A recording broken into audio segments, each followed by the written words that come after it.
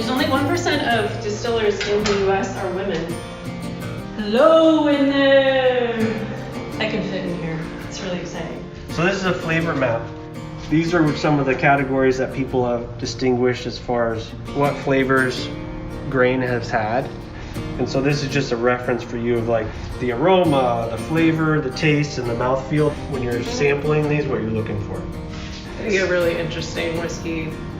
I just think some of the, like this, if it could boost up it doesn't, like the flavor doesn't come through as much as like that could be a good base malt to get the alcohol up. Yeah. It has a floral flavor in the front, which I could preserve. It has like a sweetness that I can imagine will come through if I run it real low. Yeah. I could play with this forever.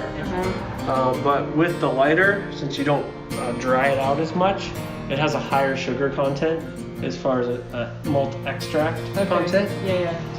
And then this one's a Scots Bear. It's a farmer. He's in Spokane, but he went back like 10 years ago to Scotland and begged a farmer for a handful of grain. Nice. They brought back, and over the 10 years, they've grown that up. So it's a heritage grain from Scotland. This is what starts the imagination. This is your community imagination. But then moving into alcohol, which really was just a hobby. I was fermenting and distilling in my backyard. And then people were like, tell me more. And then like the switch from being like, I don't want to I want to know everything there is to know about alcohol was like, what? Okay, well maybe I can make a business out of this.